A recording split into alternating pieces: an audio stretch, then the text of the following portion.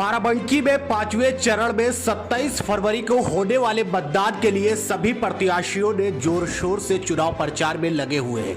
इसी कड़ी में बीजेपी प्रत्याशी राम कुमारी मोर के समर्थन में जनसभा की, जिसमें बाराबंकी के पूर्व चेयरमैन रंजीत बहादुर श्रीवास्तव ने क्या कुछ कहा, आइए आपको सुनाते हैं। हुआ था उसी तरह से विभाजन आज की तरफ है, फर्क इतना आ गया है कि उस समय अधर्म की सत्ता थी, धर्म उसको हथियाना चाहता था। आज धर्म की सत्ता है, अधर्म इसको लेना चाहता है। बस इतना सा फर्क है। अब मैं इसके लिए थोड़ी सी बात मैं आपको बताऊंगा जो साधारण शब्दों में समझ में आ जाती है कि सत्ता जिसके हाथ में होती है उसकी कार्य पद्धति कैसी होती है, उसका असर हमारे देश और समाज पर क्या पड़ता है, ये थोड़ा सा समझने की बात है। मुगलों की सत्ता आई, क्या हुआ? इस देश के अंदर जहां पर एक भी मस्जिद नहीं थी, यहां पर मस्जिदों का निर्माण तामीर चालू हो गई। अंग्रेज आया, यहां पर गिरजाघर और चर्च बनने लगे। बने कि नहीं बने? इस भारत के अंदर इससे पहले कुछ था ही नहीं था। तो तात्पर्य हमारा कहने का यह है कि जब जिस धर्म की सत्ता आएगी वो धर्म अपना उत्थान सोचेगा और अपने लोगों का उत्थान सोचेगा, वो हमारा आपका उत्थान नहीं सोचेगा। आज मैं एक उदाहरण के साथ मैं अपनी बात को आगे बढ़ाऊंगा।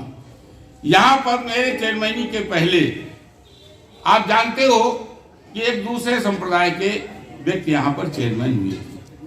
आपने उनका कार्यकाल देखा और उनके कार्यकाल से परेशान होकर के ही हमको आपने चेयरमैन बनाया।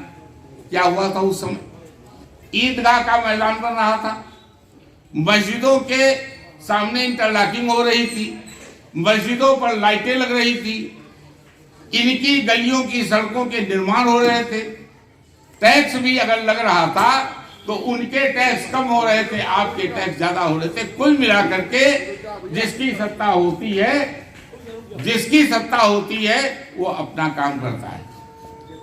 जब मेरी सरकार, मैं सत्ता सरकार नहीं, मेरी जब सत्ता आई, मेरी जब चेयरमैनी हुई, आज परिवर्तन हुआ। क्या परिवर्तन हुआ?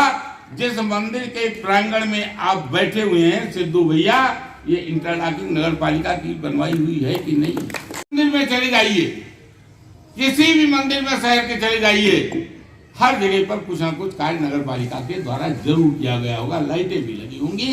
और जो सबसे बड़ी चीज है, देखिए यही कुर्सी का महत्व है। जो सबसे बड़ी चीज है वो ये है कि आज आपके इस नगर को अगर यही सत्ता 10 साल इनके हाथ में हो गई होती तो हो सकता है यहाँ पर एक जामा मस्जिद खड़ी कर देते। लेकिन आज आपको क्या देखने को मिल रहा है? नागेश्वर नाथ धनोकर तालाब पर चक्रतीर्थ का निर्माण हो रहा है। आज आप नैमी सारंग के दर्शन यहाँ पर करेंगे और नागेश्वर नाथ मंदिर का जो सौंदर्यीकरण हो रहा है, अद्वितीय हो रहा है, पर्यटक स्थल बन रहा है। ये परिवर्तन होता है। आज केंद्र के अंदर और प्रदेश के अंदर भी जब हमारी सत्ता आई तो आपको क्या देखने को मिल रहा है? पहले जब सत्ता थी तब क्या होता था? मजारों के निर्माण होते थे, मीनारें बनती थी, मस्जिदों की तामीर होती थी, कब्रिस्तान की बाउंड्रियां बनती थी, इनको पक्का बनाया जाता था, मुस्लिम लड़कियों को सारी योजनाएं दी जाती थी, विवाह के पैसे सब उनको दिए जाते थे। एक परिवर्तन हुआ। हालांकि हमारे लड़के ने बताया कि हम भेदभाव नहीं करते हैं, लेकिन भेदभाव न करने के बावजूद भी कुछ न कुछ तो भेदभाव हो ही जाता है। मैं आपको बताऊं कैसे हो जाता है। आज हमारे यहाँ राशन पानी की बात छोड़ दीजिए, इन सब बातों की बात मैं नहीं करना चाहूंगा। अगर ये बात मेरे मुंह से निकल जाएगी तो फिर कह देंगे कि समाजवादी में आप में अंतर क्या रह गया? अगर वो वही काम कर रहे थे, आप भी वही काम कर रहे हैं, तो भाजपा और सपा में क्या अंतर है? नहीं। मैं आपको भाजपा का अंतर बताना चाहता हूं। मैं बताता हूं कि भेदभाव होता है। हम भेदभाव नहीं करेंगे तो हम अपने को हिंदू नेता नहीं कह सकते, हमको भेदभाव करना ही पड़ेगा। और भेदभाव क्यों नहीं करेंगे? आज मोदी जी क्या कर रहे हैं? आज आपने देखा राम मंदिर का निर्माण तो हो ही रहा है, यमुना का तट बन रहा है, स्नान करने के लिए बन रहा है कि नहीं बन रहा है? काशी विश्वनाथ का चौड़ा रास्ता चौड़ा किया जा रहा है कि नहीं किया जा रहा है? आप जितने भी धार्मिक कार्य हैं देख लीजिए, ये सब सारे के सारे आपके यहाँ संपन्न हो रहे हैं कि नहीं हो रहे हैं? आज धारा 370 हट रही कि नहीं हट रही? 35 से हट रहा कि नहीं हट रहा है? आज दंगाइयों को जेलों में ठूसा जा रहा है कि नहीं?